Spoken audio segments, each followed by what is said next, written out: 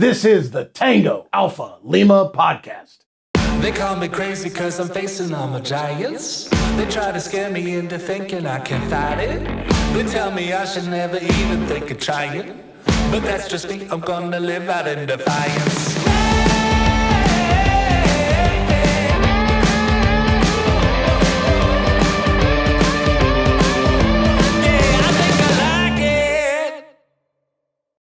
All right, welcome, Alphas. Thanks for joining us. You'll notice that Adam and I are missing our third caballero. Stacy's off on a quest to defeat the Nothing astride her majestic horse, Artax. So the two of us are getting ready for a 3-week bro down. Whoa. Our guest, yeah, it's awesome.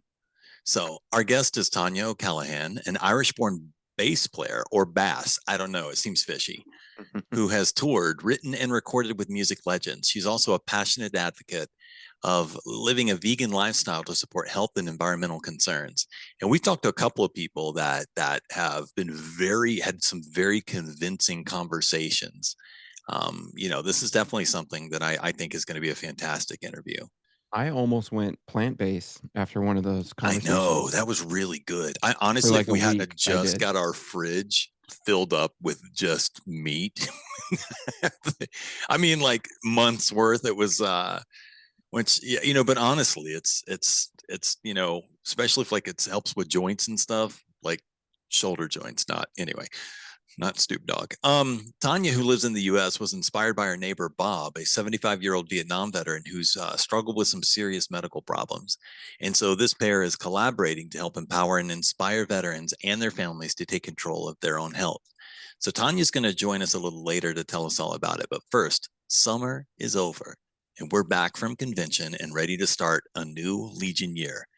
Adam, what's the first order of business? Well, September is Suicide Prevention Awareness Month, if you did not know, Joe, which is an excellent time to really get behind the American Legion Be the One mission to save veterans who are struggling with mental health. So you can play an event at your post. Organize an awareness walk. The resources at betheone.org can help you get organized and get the tools you need to plan an event. Yeah. One of the easiest ways to be the one is to take the Columbia Protocol Training. So this is a 90-minute free online training session that helps those who want to learn more about interfacing and responding with veterans who may be in crisis. Have you taken this training yet, Joe? No, actually, when I first heard about it, I looked into it, and I'm definitely going to take it because I think that, we really saw the benefit, my wife and I, of education on things that you think you know about. Mm-hmm. It's really like when we got into fostering, you think you know how to raise kids, you think you know how to talk to people who are really struggling, but there's some really cool tools that are usually really good about taking things that you think you know how to do and simplifying them, because sometimes it's just listening, and some people need more than that. Some people need somebody to be more proactive, and I from what I understand about the Columbia Protocol Training, it's it's going to give people tools to help with stuff like that. So I'm definitely going to take it. And isn't that what people say about you, that you're a really cool tool? No, I'm just kidding. They don't say cool. No, I'm just useful. So I think it is really cool when the Legion puts so much effort into tools to make them available, and resources for the post to be able to equip themselves to do what?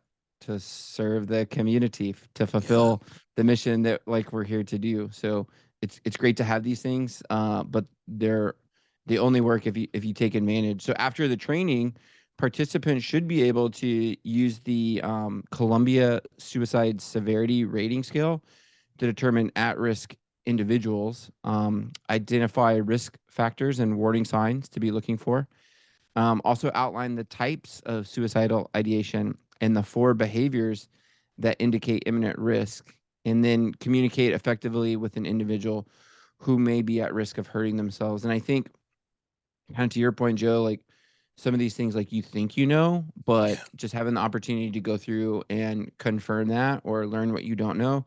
And then probably the hardest one is maybe that last one, the communicate effectively with the individual, because oftentimes we see something and then we just don't really know what to say. And it's like spidey senses going off. This person's kind of struggling, but like, how do I actually, cross that divide to be able to, support them?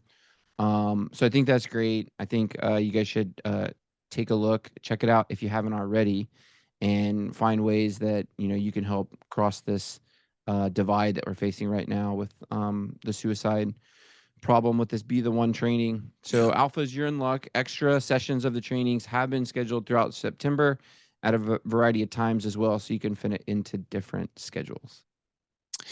Okay, Alphas, please stick around. We'll be back with Tanya O'Callaghan right after the break. Talking about suicide is hard, but the American Legion has joined forces with Columbia University to develop training for those who want to learn more about interacting and responding to veterans who may be in crisis. American Legion Be the One training.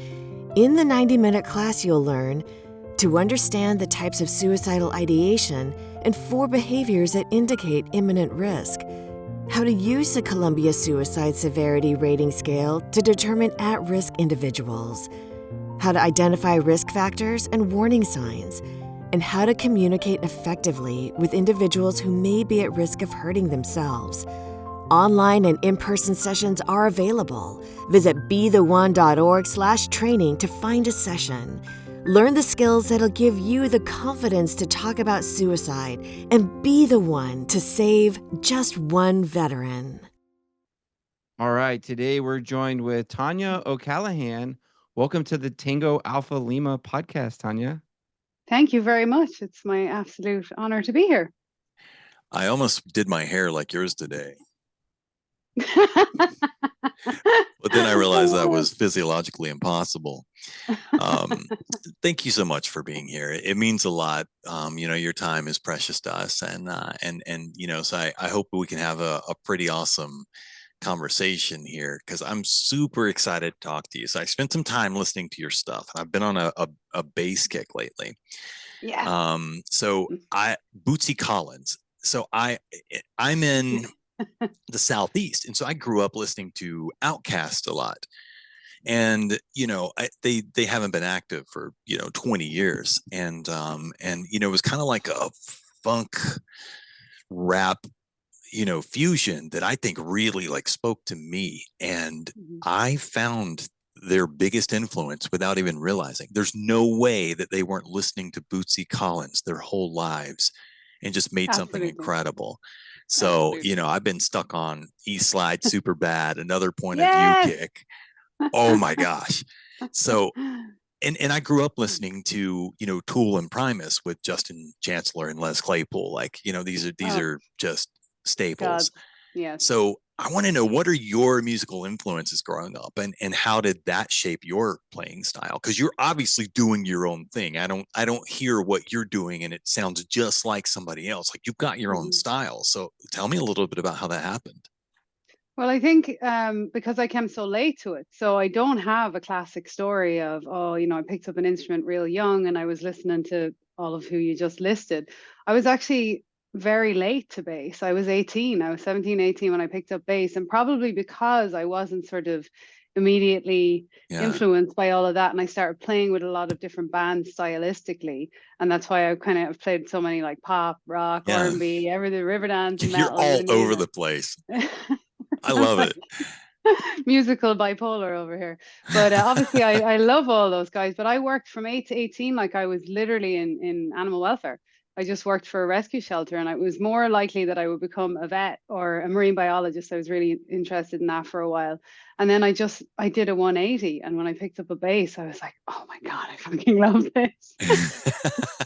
But then, so that's the interesting thing about like the influence. I don't have that traditional story. I came to bass late, but as soon as I did, I started to really like dive into everyone you just listed and more across a lot of different genres. So I probably naturally just had this influence of, I was obviously listening to Tool and Primus and lots of heavy stuff, Slayer, Meshuggah, Pantera, the classic rock stuff, love Zeppelin, but also very melodic music as well. I love like Radiohead and real old school jazz, Ella Fitzgerald. Like I love Motown. So it's kind of somehow all then sort of infiltrates your playing in different ways. And yeah, it was a slightly different journey to bass for me. It wasn't like this a classic story, I guess. I mean, I love though that you musical picked it up. My musical influences aren't as robust as Joe's, but they are like Sinead O'Connor and the Cranberries. Oh my God. But in all seriousness, I do remember like the Cranberries in like 5th grade having like a big influence on me as like a. But so you grew up in Ireland, but so music wasn't a part of your youth at all? It was, in a sense that like my dad had an amazing record collection that I think was just subconsciously influencing me. No one in my direct family are musicians, but I come from a very musical little town, Mullingar, and I was always around music. I worked, like my first jobs were collecting glasses in the pub, so I was always around, like, music is there 5, 6, 7 nights a week. That was great. And obviously Ireland has this deep, deep history of music, and we have phenomenal artists. Like every town has incredible art. There's so much music in the water in Ireland. It's cool. But so it's there, it's happening, it's influencing. It's just that I wasn't yet playing. So I wasn't like directly in music, but I think all that sort of bedding of music around me throughout my childhood and growing up around it had to, of course, influence you in the long run. What was the catalyst for you to pick up the bass? Well, it was a rebellion moment of sort of fuck the system, I'm leaving school. Excuse my language, but I'm Irish. I hope I can curse on this because you guys know Irish people have no filters. Let it rip. And we we're curse good. But it's a term of endearment most of the time, so it's not meant in a harsh way. But yeah, I was very good in school, and I was, straight A and all that, but I was very bored at a certain point, and I was very frustrated with the system which is quite antiquated in many ways. And it's a typical, like, if you don't fit in this box, you have to do this and this. And although I was doing very well at school, I didn't ever feel challenged in the way that I wanted to be. And if I was asking questions that were slightly left of center, I was getting in trouble. Like, it was so annoying. So when I decided to leave semi as an act of rebellion and also just like boredom, I'm like, okay, somewhere in the back of my young mind, I'm like, I get one life. This is not making me happy.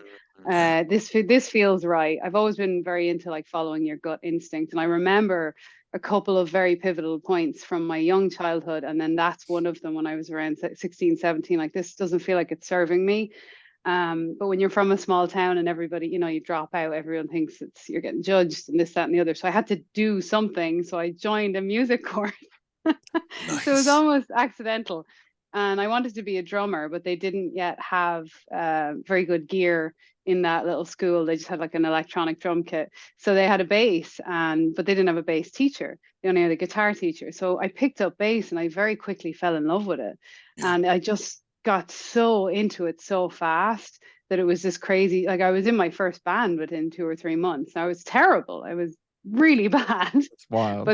But then gigging very fast became my teacher, like joining all these bands. I was in so many bands so fast, and into my like late teens, early 20s, I was always in 4 to 6 or 7 bands at a time. It's hard to find someone that will show up, weirdly. And so if you're willing to put in the work, like having an okay drummer that will be there is way more important than having like the best drummer ever. Unless you're Dream Theater or something, or yeah, exactly. I don't know if you've got a chance to watch the drum cam for Numa by Tool. Yes, oh my God, with Dana Carey. Good amazing. Lord, Danny Carey's insane. Yeah, but it's important to gig early on. Like back then, I'd play at the opening of an envelope. If someone asked, I was just like anywhere. I'd be like, yeah, I'll do it. Studio, because I was understanding $2 coupon for pizza. That's enough for me. I'm there. I need the bass there. I'm there. It was so funny. I was in so many bands, and I look back now, but that was my teacher. I was understanding early on that I'm not a traditional learner. Like, yes, I can sit and study and do X amount of hours a day practicing, which you do obviously when you're learning songs. But I was really enjoying the act of the pressure that having to show up at a gig and know the stuff puts on you, makes you learn. Pressure forges. I love that, because I mean, honestly, you have to. I've got this brain, especially post-military. I was a combat medic, so you get back from that, and your brain is like weird. It's like people are taking things seriously that I'm not even like remotely stressed about. And I don't want to undermine their life experience by being Of like, course. you were freaking out over nonsense. But in my mind, I'm just like having to be very patient. I'm waiting on a fire in the house to clean it. I'm waiting, or whatever. Like I have to Yeah, yeah. have. So you you played in all these bands, and you mentioned that you got an opportunity to do so many different styles, which has given you a huge range, I think, from what I've seen. So what do you think is the most rewarding aspect of collaborating with such a diverse number of artists and bands, including some that were veterans themselves? Yeah, it's been such an amazing journey. Just I love the people aspect of it, the relationship aspect of it. Like at this point in my career and who I've been playing with, especially for the last sort of 6-7 years, and this global reach. And I love touring for many reasons. A, because I'm such a nomad and I love like exploring the world and like a Nice. big foodie and all that. But I just love that in such a divided world, what feels like a divided world a lot of the time, when we play music to a crowd, no matter where we are in the world, and I look out and there's 5, 10, 100,000 people in the audience, whatever it is, for that 90 minutes or 2 hours, everybody's just there for the same reason. And it's a very peaceful moment that music brings. And I've always loved that about live, because you can be in like really divided places all over the world. And outside of the gig, people might be disagreeing on this, that, and the other, and they're not finding this mutual ground. And then we play, and music just literally unites people. And as cheesy as that can sound, it's so true, because we're experiencing it from the perspective of how happy the audience is. And that's such a privilege to be able to do. And it's really beautiful. And it really does unite people. And I think it's incredibly powerful. And then the people that you meet traveling as well. Because for me, it's about so much more than just being a bass player and going around. I love going off and wandering around wherever I am in the world and meeting local people, and you understand more and more from this world perspective that everybody just wants the same thing at the end of the day. And it's really beautiful. And the shit that we focus on and fight about becomes more and more frustrating, because you're like, no. So it's it's a lot of that for me with how my career has gone. And I feel really lucky to be able to see that and to travel the world and to meet people from all different walks of life, and then to be able to deliver this experience.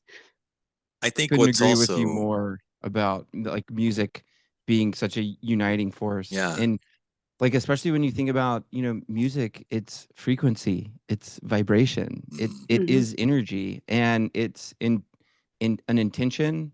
It's an intention behind the energy that can do that, because you could use it to divide people. You could use it to turn the audience into a mosh pit, fighting one another. Or if you have, if you're able to take somebody to a different place melodically, to come there.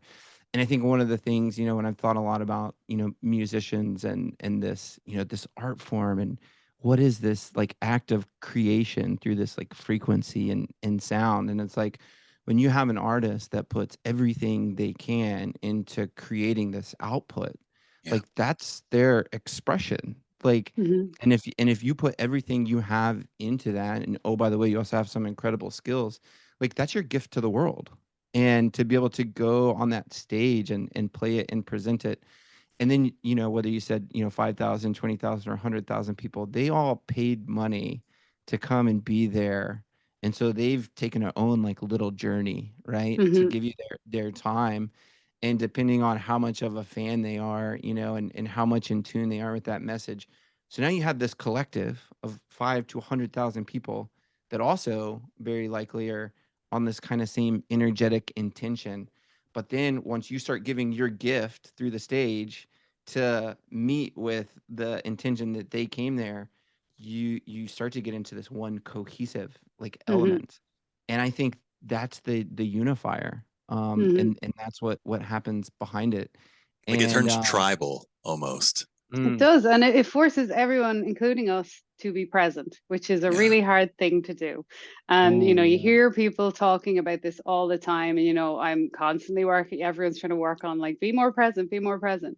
There's no time in my life I've ever been so present, that because I have to be on stage. I'm so present because I'm there locked in with my drummer in there. You're looking out into an audience, everybody wants to be there. We want to be there. And it's like, oh my God, this is cool. We're not worrying about all the other clutter that's in all of our heads for that, whatever it is, 2 hours. And it's really something that I notice. You don't think about it so much early in your career, but the more and more I do this, it's like, wow, you start to notice those more important things, which is cool.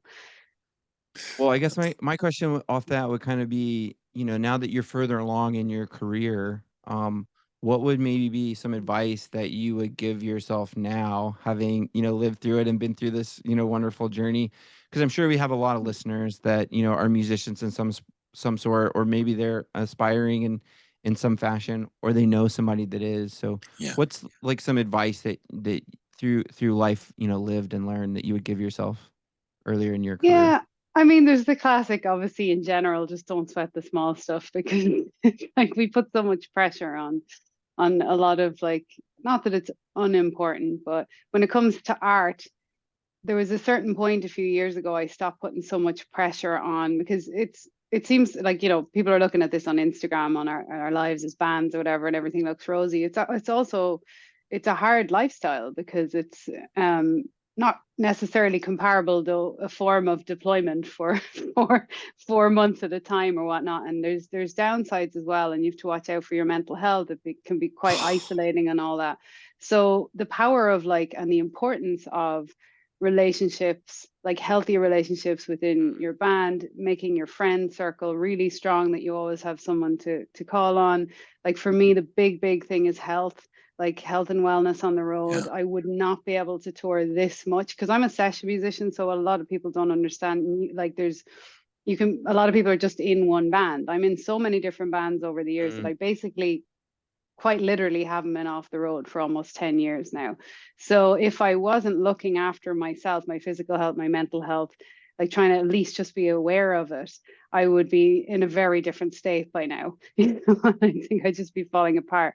So it's like they seem little, but it's important, like taking control of and looking after your health. Obviously, being very, very particular who you surround yourself with. Like I'm meticulous on that. Like you are the sum of the people you surround yourself with.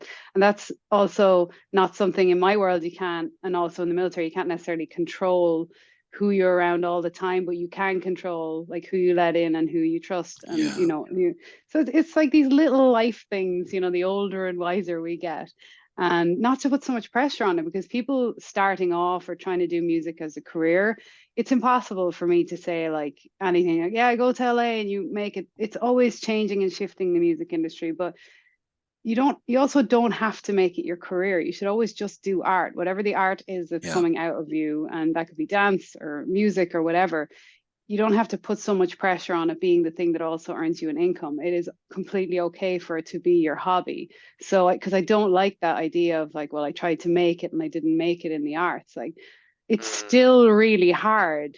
Even like I'm in Whitesnake and I'm playing with Bruce Dickinson, I'm doing all these things. It's still really hard, It's from like a business standpoint, it's not it doesn't suddenly like, oh, I've made it. So I think just taking the pressure off art in general, and whatever your gift is or your love of doing it, just do it for the love of it, and that you will be more likely then to find success in it if you're doing it and keep your ego out of it, because ego will just ego kills art. It destroys relationships. I mean, it really does. It's one of those things that sometimes when we read negativity of ourselves into other people, we tend to manifest that.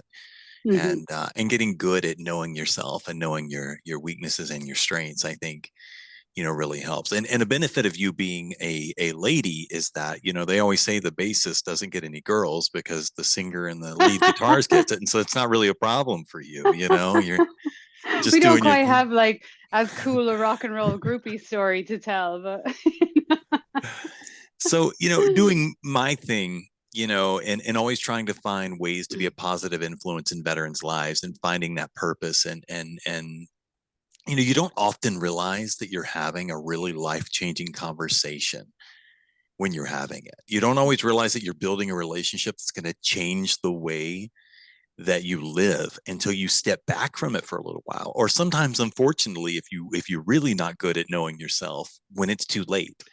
So I want to talk a little bit about your neighbor, and I want to ask you, was it a series of moments, that that made you realize that you wanted to get involved in the health, of veterans? Or was it one big moment that triggered this desire to fight for veterans? And I just have to say that seeing that need in the US specifically warms my heart, because I and not to say you wouldn't do the exact same thing and aren't doing the same thing for your own countrymen and women, but that you saw the need and the struggle of the mental health that we're having in this country specifically. I'm curious what the trigger was and how that relationship grew with your neighbor.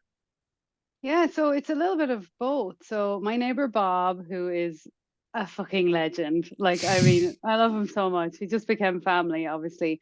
I moved, I was in LA for 6 or 7 years, and then I moved out to a small desert town about 2.5 years ago, just to get out of the city. Yeah. And, I'm on the road so much, and I had no intention of really staying longer term. I was just sort of trying it on. And when I first moved in, it's quite a small town, and it's a very eclectic kind of town. It was like a lot of older families, a lot of military families, because obviously the 29 Palm base is out there, and then a lot of artists. It's like a big hodgepodge of like really interesting little town. So I moved in first, and you would sort of think, oh, we're too different. This like type. Who is the Irish, veggie loving bass player moving in next door? Like, very traditional family beside me. And anyway, I moved in, I met Bob and his wife Lee at the, we meet at the post box, and we start chatting, and I'm sure they were kind of, approach with caution, who's this musician moving in next door? But very, very quickly the banter was great there, and I just got to know them, and they're such lovely neighbors. And obviously, like, just natural over time learning people's story. And Bob is a 75-year-old Vietnam veteran with this really cool backstory of, he used to write for the Easy Rider, and big biker community. Nice. Dude, like, his house is just this like museum of the most interesting stories. And him and his wife Lee were carers for their son, who, when he was very young, he had multiple surgeries, and he developed cerebral palsy, and he was confined to his wheelchair his whole life. So just a really hardworking family. And they were carers for Jonathan for 30 odd years. He lived a lot longer actually than was originally predicted. So their whole life was about, caring for Jonathan. And sadly, just around 2 years ago, Jonathan passed away, which was semi to be expected, but obviously still very hard. But unfortunately, Lee shot herself, Bob's wife, the same day, because obviously the trauma of it all. Oh my gosh. Yeah, it was, I mean, I still get entire goosebumps thinking about it, because she's a wonderful lady. But so in that moment, obviously you are forever bonded. I was home, thankfully. I was off tour, and the street was just like flooded in paramedics and all sorts of madness. As you can imagine, it just becomes a haze. So, Bob lost a lot in one day. That's just incomprehensible to me. So his entire identity.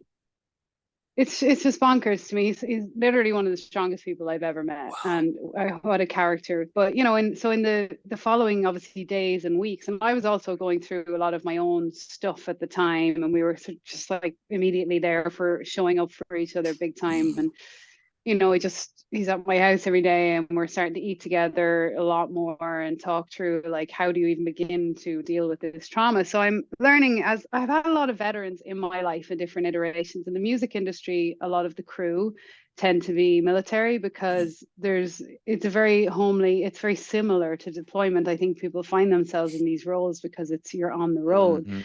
And two of my partners over the years were also ex-military. So I started to see this pattern of the same story when people go to get help, and they're met with the same, like, either a bag of pills or, very complicated paperwork system. And like, and no judgment for the system itself, because I'm sure it's a combination of like not enough funding and all that. And that's not what we're trying to say here. Like, it's this person's fault or it's this person's fault. We'll judge them for you. Don't worry. Yeah, exactly. And it's the thing, like, it's not my country. It's not you know what I mean? But I kept seeing this repeated problem all through. So it really just started me thinking. And honestly, the original idea was, we were just having fun with the fact that, Bob's suddenly eating a lot more vegetables, and I'm showing him how to make smoothies, and we're just trying to find some joy in the madness. And just I'm about to go on tour at that stage and packing his freezer full of stuff. I'm like thinking, how can I be of some service longer term? So the original idea was just actually to get a group like Bob and some of his friends, and because I have a serious passion for like food and cooking and healthy living. And let me just show them how easy it is on a budget. Like say, go to your local store, get this, this, and this. Even if you do one meal a day that's super nutritious, great. And then it's sort of, I'm talking to Bob about, and I was posting Bob on my Instagram a bit, and people were really reacting. And I was sitting with him one day, having a beer, thinking, should we document it? Like, should we do something? How do you feel about that? Yeah. And telling them, because I work a lot outside the music industry, also with nonprofits and foundations that do what's called like effective altruism projects. Like, how can you actually have a long-term impact on an issue? And it can be from really unlikely sources, like media. Obviously, storytelling is powerful. So it just started to ramp up as an idea, and Bob is really into it, because it's kind of if we can do a project that helps one person or 100,000 people or 1 million people or 5 people or whatever it is, to make a couple of very easy changes that could literally change the trajectory of their life, why not? But Bob is such an inspiration, because I can't even comprehend getting my head around that much. Like, you're already dealing with like tough life, being a carer, Vietnam before that, and then all this shit at once, and sadly too common. So when I started looking into the numbers, because I'm a big nerd, and I started going down the rabbit hole of what was actually happening in apps, like the numbers are shocking in the veteran community compared to the general public, of suicide, of depression, of heart disease, diabetes, like non-communicable, absolutely preventable disease that nobody should be unnecessarily battling. Because if you have the tools and skills and knowledge, you can control that part of your life and make profound impact on your future. Wow. Thank you so much. Well, I just like to reflect on a few things. I wrote down some notes, because some things just like completely jumped out to me in that story. And the first thing was like this catalyst for change. Like, you going to the desert was this catalyst for change. Like, you got out of your environment, and then that allowed you and opened you up to these new experiences, and to meet new people. And then to develop this relationship, which I think is so beautiful. And then of course, like this terrible event that transpired, and what Bob went through, but also hearing like what you went through as well, just being there, and the trauma of like supporting him that day. And I think like the most beautiful part of that is through this now shared trauma that you guys have together, it was just kind of the reflection of the transformation and what you've grown into, which is, how can I turn some of this madness into joy? And let me just start with like something as basic as like sharing a meal. And oh, by the way, like Bob doesn't really know how to eat that healthy. So I'm going to start interjecting like some of these things. And so now there's this, it's like a program is growing out of this. So kind of like where are you at in that, and kind of what's next, and what is like the program kind of entail? And we have a lot of listeners, a lot of veterans, and how might they be able to participate and or support, or maybe make like a healthy shake once a week? Yeah, exactly. Well, to your first point, like, it's so amazing when I sit back and think about absolutely everything happens for a reason, because I had no intention to move to the desert. And when I think back, it's a bit of a like, why did I move to the desert? Oh, I had to, it's all so strange, but not like, however it all aligns, and you're meant to be there on that day. And even stranger, sorry to like go backwards for a second, but I live close to Joshua Tree National Park, which has absolutely no phone signal. And that day my phone worked in the national park when we were getting a call from it's so bonkers the whole day. So that is meant to be, and it is a catalyst moment for, and I really truly believe that the whole purpose of life is to try to pay it forward in a big or small way, whatever it is. And for me, because of the platform I have and connections I have, it can be such a powerful tool. So this is like, how can I utilize this? That means nothing on its own. Like, it's not for ego. I don't care to my career for myself or my contacts or whatever. But so anyway, basically after the initial idea, to come back to your question, the idea was, okay, like, let's make this a documentary. Let's do a proper documentary. And I literally just a few days ago finished a 4-month tour. So the idea came right before that. So it's like, notes, scribble down, get the people, get the doctors, get like all these influential people. Everyone said yes. Now I got to go scoot on tour for 4 months. So I just finished a few days ago. So I'm literally starting, like, I'm in London at the moment. I'm just on my way back from the end of the tour. As soon as I get home, me and Bob are sitting down and looking at like calendars and going, okay, who are Awesome. so we'll be getting probably something between 5 and 10 like on camera veteran stories that will be brought in. I have a team of doctors from around the world who are phenomenal. We've cardiologists, gastroenterologists, we have like neuroscientists, we have professors, we have specialists in mindfulness, most of whom have or like 1 degree separation tied to military life already. So, because who am I to tell anybody anything, from my experience? But I wanted to bring a team of experts together so that, like, basically on day one, all bloods, all biomarkers, like everything will be done. So we see like a baseline of where people are at.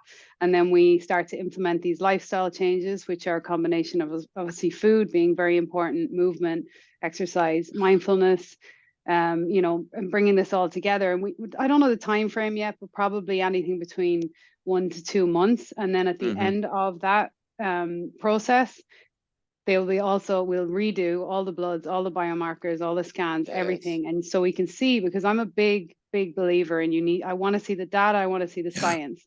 Because the aim is, yes, there's a media project here, which is a beautiful story that Bob is a catalyst in, and these whoever ends up being our on-camera vets. But in the background, the aim is to also have a massive study going on, because this is something that can be then implemented into the existing infrastructure of VAs. And some of the system is already there. Some of the infrastructure and lifestyle clinics are already there, which is what's so exciting, because this could also save a lot of money and a lot of lives and a lot of time. Like, so much of this is unpreventable. And it's although it's frustrating, it's so exciting, because I mean, I was just reading the other day, it's like 97% of vets, 97% are testing, like, screening positive for one existing comorbidity, and 49% for 4. And when I say comorbidities, it's hypertension, diabetes, high blood pressure, and these are all preventable or reversible, which is so exciting, because I work with a lot of doctors in this space that are, we can absolutely change this. And I just feel like that's such an empowering tool to give anybody, but especially servicemen and women who are already dealing with enough. And we also want to focus on gut health, because gut health now, the breaking science is so exciting about the correlation to mental health. And we're not saying that, like, oh, just do this and we're going to cure PTSD. But if you can get a healthier body, a healthier gut, which helps a healthier mind, you're just giving yourself more and more tools to have a healthier future, both in mind and body. And it's just so exciting. And all my friends in this space are so excited about it, and they all want to do the project, which is great. And then comes the fun stuff, like I sprinkle on a few celebrities and rock stars, and it's funny, it's so exciting, and it's so needed. And I'm so excited that you bring in your full expression to be able to help spotlight this and tell the story. And we need compelling visual storytelling to be able to make this and relay it in a way that's digestible, consumable, and entertaining. And that's how we, like, transcend the culture and the need. And it's an honor to have you on here, and excited to see, like, where it goes and how we can help amplify the message and spotlight it as well. No, I really appreciate that, because it's great. Like, so I'm doing podcasts and interviews all the time, but this is the first time that I get the honor to speak to your community as well, because this is like the boring phase, right? It's the planning, it's the fundraising, it's the time frame. But I've decided, like, I just spoke to all my musical colleagues last week, I'm taking a year off the road to focus on this, like, completely. Wow. And then, I need to dedicate my time 100% to it, because it's not something that it's always going to be stalling. And the issue is too important to do it in fragmented moments over time. Because if I was to go back on tour in a month or two, then I wait this one. So I'm like, this is my everything for the next year. And like, these projects take a long time. They just do. It's the nature of the beast when you're doing something like a documentary. And I've helped in the background of other documentaries, and they're always changing. But it's just so many amazing people are starting to come around this, that I just finished the tour last week, and I'm looking at all, other tour offers going, no, I can't unless I want to focus on this.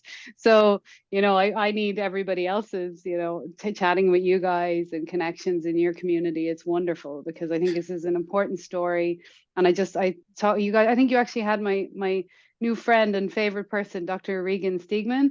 I was talking to her just yesterday about how the cool thing is, of course, this is great if the end result is it's a big blockbuster successful, but it doesn't matter, because even if this is a movie link we share just in the community of veterans and their families, that will be amazing in itself, because I feel the ripple effect this can have. And I work with the specialists already, and I see the science and the data that they're throwing out, and it's so inspiring, and it's so exciting to be able to just expose people who may not know that these, simple skills, and just, it's to take your health into your own hand is one of the most empowering things people can do.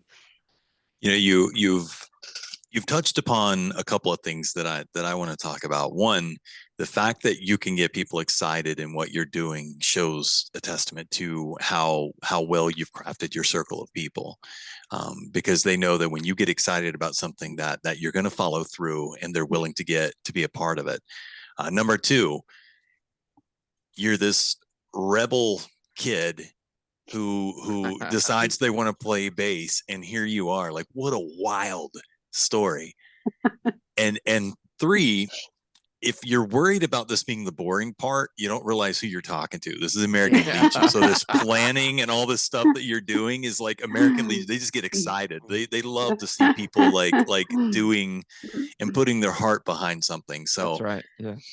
I do want to say that you didn't undermine yourself in any way, really, by saying, well, you guys have been through all this stuff. But I do want to say, what you've done is along with your little peppering of making, sort of food references throughout, you've taken the ingredients of your life and made something really healthy out of it. You've taken something like the things and experiences you've lived. And so for me, I can look back at myself now and say, I needed to go to war. I needed to lose my left leg. I needed to spend 1.5 years in the hospital, because that's what forged me into who I am. And I would not have reached this. I wouldn't have reached this without some of that stuff. Now, maybe it would have come later in life, but unfortunately, we talked about pressure earlier. I needed to be under the gun, under the wire, for me to really turn into who I became. I don't think I ever would have had the introspection and the time that it took for me to grow. And you did that with what you didn't, like I said, you didn't undermine or anything, but you've had these incredible experiences, and you've had a lot of hard work that has paid off for you, and well deserved. And you're an inspiration for not just people who, young ladies that might want to get involved in music, but also people who want to take charge of their lives. And, you're touching on mind, body, and spirit. You're touching on taking, what you have and making something good at it. You're touching upon not only just the music of being able to leave something behind, but you're building a statue that is bigger than you. When you build your statue, it's you with your arms around other people. It's not just a statue of you standing there holding the bass guitar. And I think that that's really wonderful. And maybe it's because I'm low on sleep, but it's like borderline emotional for me. I want to say I'm very impressed by you. And I think that I'm so happy that your first opportunity to really dive into a veteran community is with American Legion, is with the Tango Alpha Lima, because I think that you're going to find that you've got a home here. You've got a group of people. When you start taking care of veterans, you're family.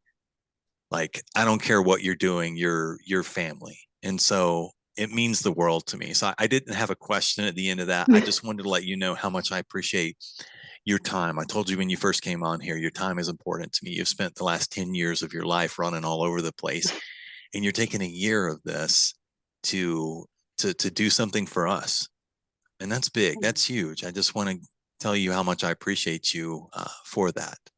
Thank you. That really means a lot, and you'll have me borderline emotional now because I'm really bad at taking compliments. Like an Irish It's hard. That's a skill. It's really hard. It's a skill, but no, that really means a lot because I was worried, and it's something I asked Bob, like, who the fuck am I to come in and be like, I'm doing a project with Fed, but Bob became my family. We went through this stuff together, and if I can't use my life's journey as like the people I have in my networks are to most people are like it would astound them, but I'm like, how can I use this for good?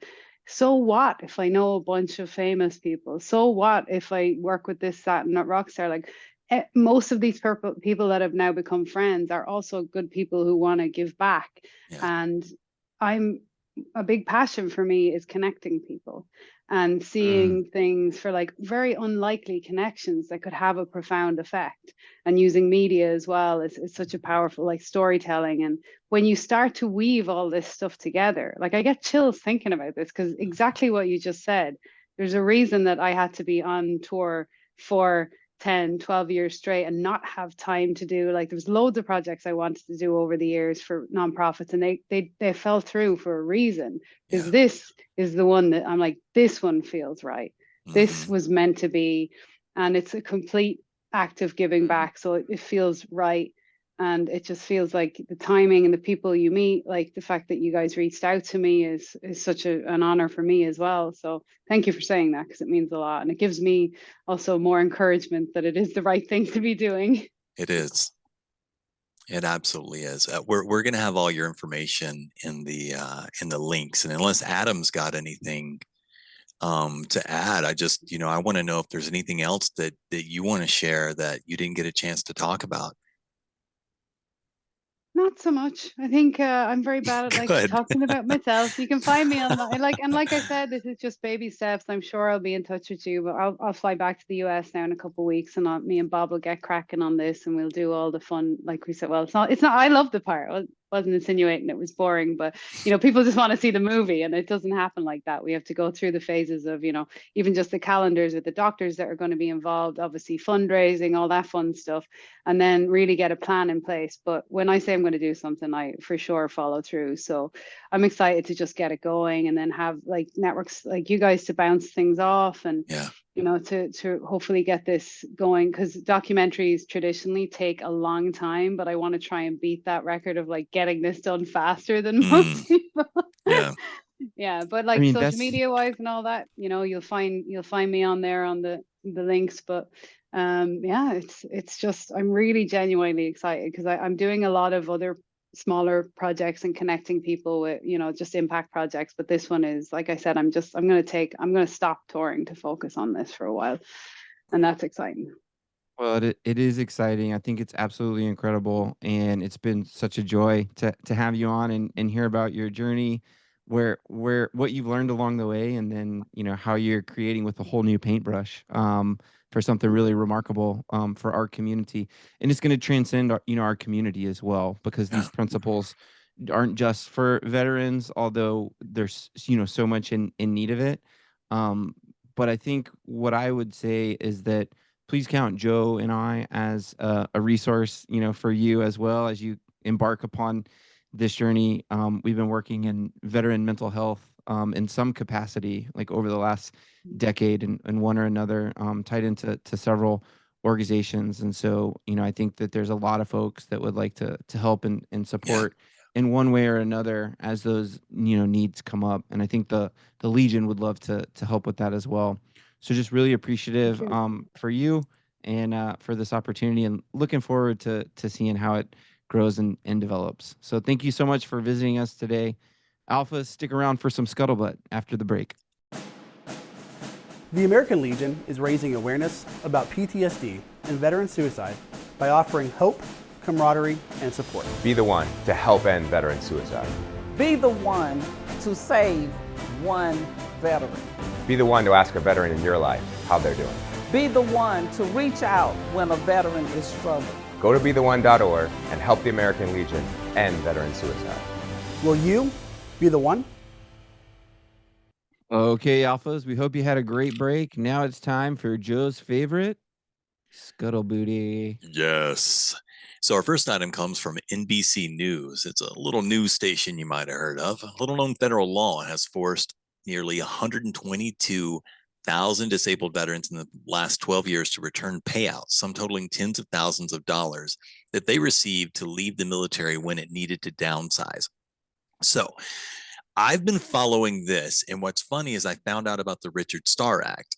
And so the Richard Starr Act is something that is basically trying to help veterans who, for instance, I was in the military for under 4 years. So why is it that I get paid the exact same amount as some poor guy or gal who spent 18 years in the military and then got medically discharged and had to take a VA payout because it was slightly higher than their. So Richard Starr is going to try to help pay, get people some of the pay of their retirement that they had built up and that they were, that they are, I think, entitled to. So I started thinking about, I found out about this. So what's happening is this law is prohibiting veterans from receiving both disability and special separation pay, which are one-time lump sum incentives offered to service members when the U.S. had to reduce its active duty force. So usually, a bunch of people join after, Desert Storm or 9/11 or whatever. And then as things start to settle down, they're like, hey, we'll give you, 20 grand if you'll get out of the military. And people will take that. But unfortunately, those same people who were either injured or have had long-term, as many people who served, joint, back, just even war injuries, as they apply for disability, they're like, well, you can't have both. And they expect those people to pay that stuff back.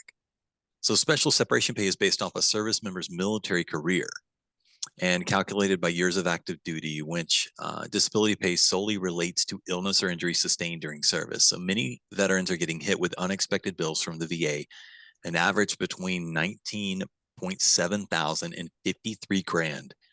Along with note, and these are people that are on a paycheck to paycheck, government paycheck to paycheck, whether it's disability or whether it's your VA retirement or military retirement. These people are getting hit with bills for like 20 to 50 grand, with notices stating their monthly disability benefits pay will be held until the incentive pay is recouped.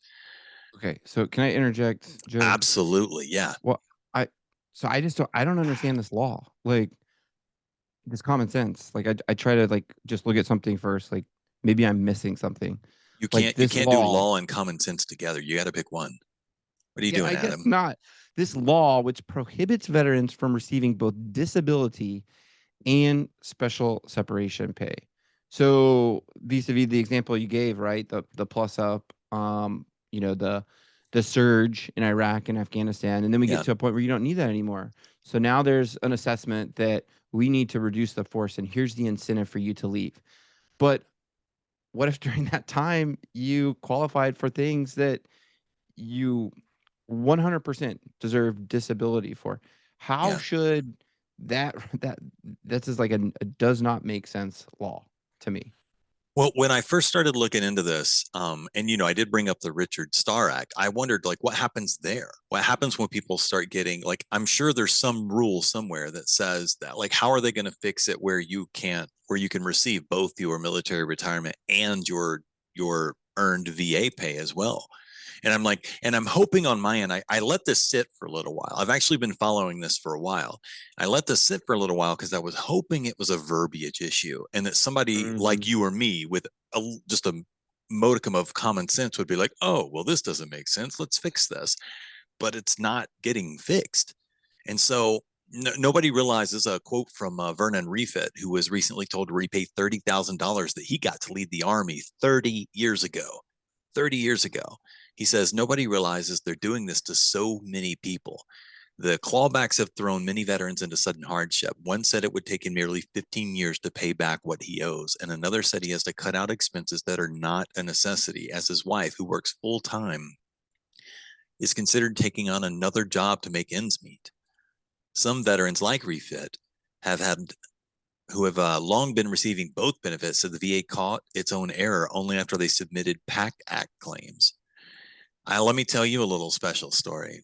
My son, you can add, when I adopted my 12-year-old son, we got him the day he was born. And when we put him in the system as a dependent, they didn't automatically start paying him as a dependent. Apparently, that's a whole separate thing. So you can have a dependent and not get paid through the VA for that dependent. So my son's 12 years old, and we actually was like, oh my gosh, I just realized that we're not getting paid. And it's not a load of money, but I'm sorry, $100 a month is $100 a month. And in my mind, I did everything when he was born that I should have done. So I started looking into, if there was any chance of back pay or something like that. And we were just thinking maybe that would cover the adoption fees that we had paid, we're not trying to be greedy, but, he's 12 years old now. And guess what? You'll never believe it, Adam. They found out that they have been overpaying us $80 a month. And so now it basically washed out me adding my own son. So there you go. It's amazing that they found that. It's really just really impressive that they found that. So some veterans like Refit, submit for the PAC Act, and they get themselves in a financial bind because all of a sudden the VA is like, oh, you want more money from us? Let's dive into every possible way that we can take it back. Mm-hmm. The VA's made some improvements. They're processing stuff faster. They're really doing some work, but buddy, we got some work to do. This is not okay. So he began receiving compensation in 92, the same year he took the special separation pay that they offered him. But after he filed a PAC Act claim, it's almost like buying somebody out. Like, hey, if you don't sue us, we'll give you 20 grand. That's exactly like you'll never get benefits from us, despite the fact that, your life issues as an older adult have stemmed from your service. Well, you could almost make the argument that leadership knows this and they're trying to buy people out so that they don't have to pay disability claims. I mean, you would have to have something to substantiate that, but otherwise, these things are not mutually exclusive. As far as separating early and getting a separation, payment, and then what happened during your service, those things don't have to be mutually exclusive. So that's the no makey sense. So icing on the cake, kind of like in my situation. But obviously much worse because this guy is 62 years old. His PAC Act claim was denied. So not only did he get denied, he also has to pay back $30,000. And they started, and he put in a claim for chronic obstructive pulmonary disease. So it's denied, and now they're withholding monthly disability pay in May until he repays the $30,000, and it's going to take the 62-year-old veteran who's living on a paycheck 15 years to do so. 15 years, man.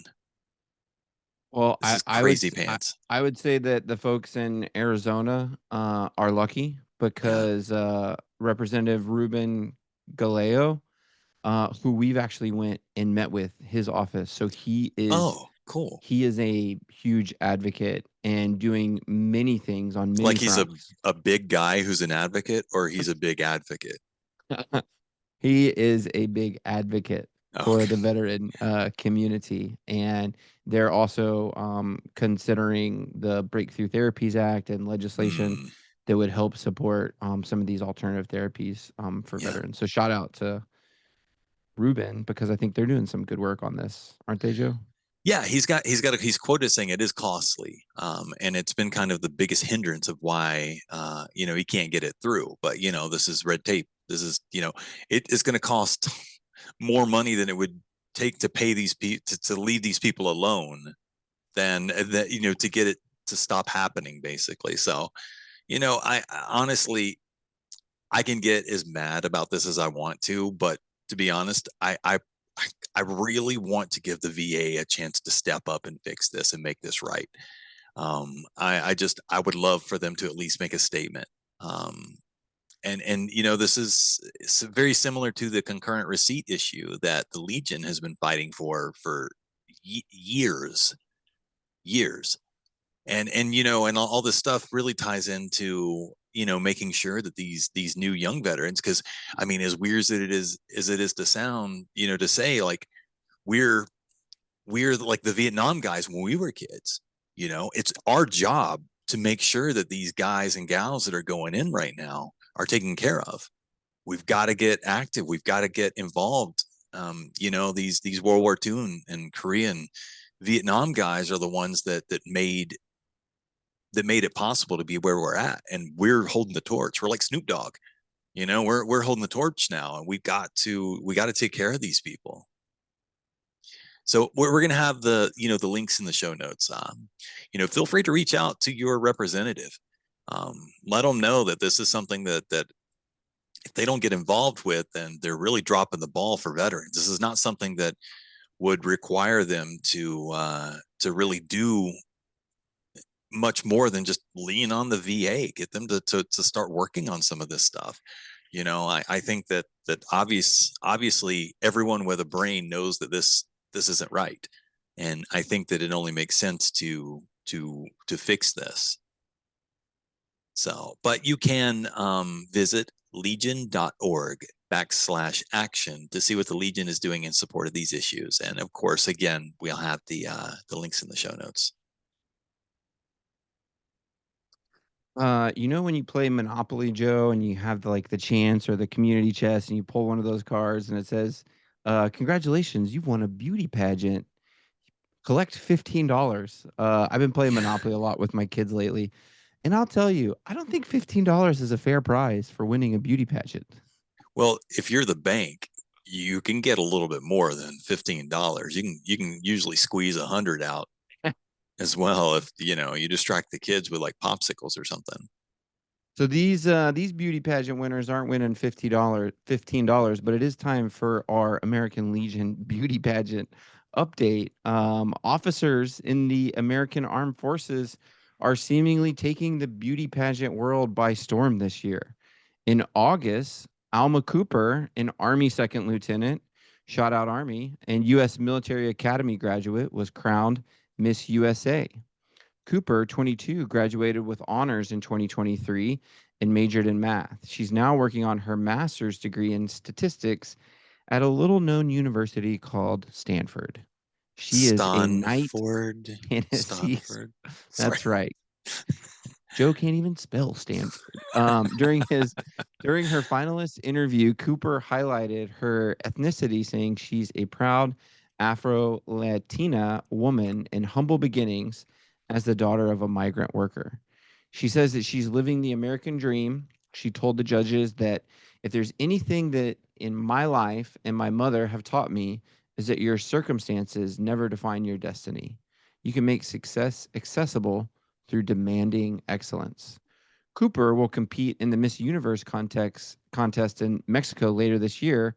And of course, Cooper's success, as you may remember, follows that of Air Force Second Lieutenant Madison Marsh, who was crowned Miss America back in January and appeared on episode 213 back in May. What do you think about all these second lieutenants winning all these pageants, stepping onto the... Listen, you know, I think it's good because a lot of commissioned officers can't read maps. They're not good at navigating. So at least they're pretty. You know, I've noticed that my lieutenant, Zirkle, was pretty. Just a real pretty guy. You know, so I you know, maybe it's just something that they really bring to the table to make up for some other things. Well, you know, my daughter won her little pageant, and I think, you know, having these military females with, you know, attending universities like Stanford and Harvard, I mean, it's setting a high bar, right? But it's also showing like, hey, you know, sure, you can make success accessible through demanding excellence, but that's a mindset. And so they're helping to show a way and instill a mindset. And for those that are, you know, in those communities, have role models like never before in the military service as an officer, and also, you know, leading on these stages. So congratulations. And Madison Marsh's, you know, she was a pilot too. Like that's not just that's not just second lieutenant. Like, not an Air Force pilot, but an aviation pilot enthusiast. Ah, okay. Yeah. I thought she went to the school. I don't know. I'll shut up. It's not like I She ever went know to what I'm she went to talking the about. academy. She got her like Yeah. private pilots, and then what did she went to Harvard and into public Yeah. policy. And anyway, she's I think a anybody can force. get in Harvard. It's like a community college or something. She's a force to be reckoned with. And Yeah. so congratulations to Alma and also to Second Lieutenant Marsh as well. We'll have the link to that episode in the show notes if you didn't get a chance to listen to it and want to check that out as well. All right, Alphas. Thank you so much for listening. We love you. Please send us money. I'm joking. You can subscribe to our podcast, our newsletter, or send us mail and guest recommendations at legion.org/Tango Alpha Lima .com.org.edu. Okay, no, it's just legion.org/Tango Alpha Lima. And we'll see you next week.